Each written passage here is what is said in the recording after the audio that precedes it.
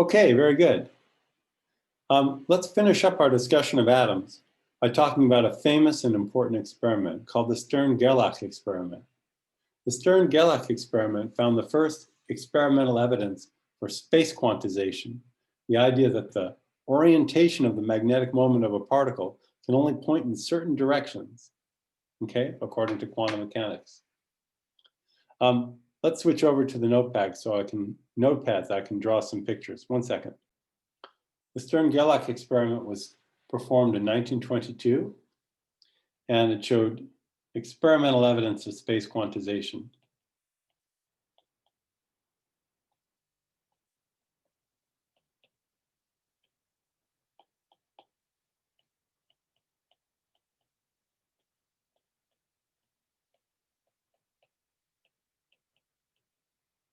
The idea that both the magnitude of the angular momentum and the z component are quantized separately. And the result of that is that only certain orientations of the magnetic moment are allowed.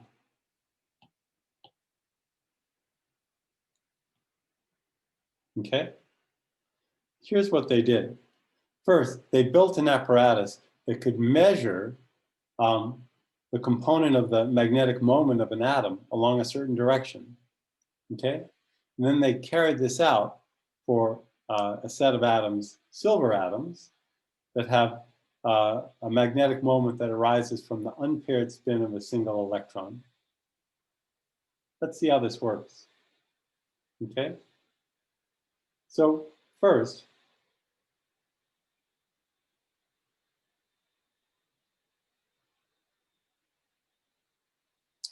the way that they measured the component of the magnetic moment along a certain direction was with the following. They prepared an oven that would vaporize the material in question inside of a vacuum chamber, and that would produce a beam of particles, or a beam of atoms. Then this beam of atoms would enter a magnet setup that would, of course, exert magnetic forces on the atoms if they carried a magnetic moment. Okay? And here's the idea. They used magnets designed to produce an inhomogeneous magnetic field.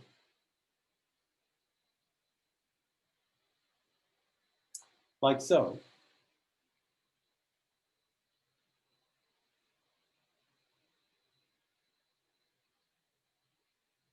I probably made this a little too complicated looking. But the idea is that the magnetic field close to the South Pole would have a larger magnitude than the magnetic field further away, closer to the North Pole. And just to highlight how this works, if I imagine an object that has a magnetic moment, like a bar magnet, placed in this inhomogeneous magnetic field, give me a second to try and draw this properly here.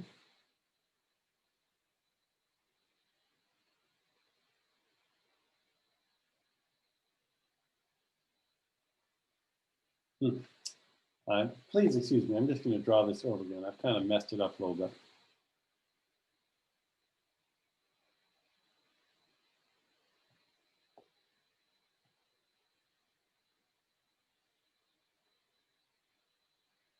There we are, inhomogeneous magnetic field. Now let's draw in our bar magnet.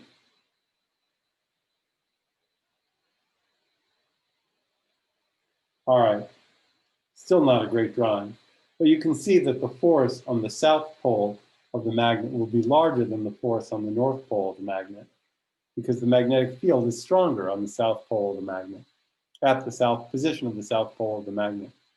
Thus, the magnet would feel a net force.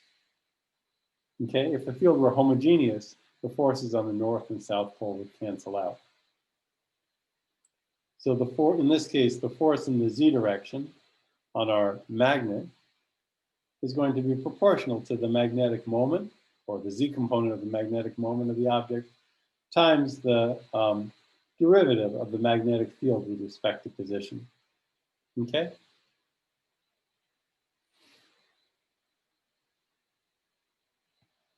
So, very good. In this case, the atoms that go into the system were silver atoms, okay, which contain one unpaired electron spin. So for a silver atom, the magnetic moment, or the z component of the magnetic moment, can take on only the values plus or minus 1 Bohr magneton, okay? But it can't take on any intermediate values.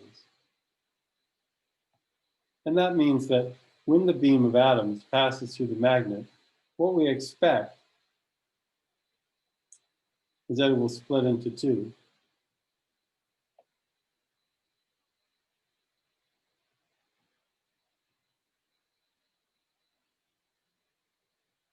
With the spin up atoms being deflected in one direction and the spin down atoms being deflected in the opposite direction.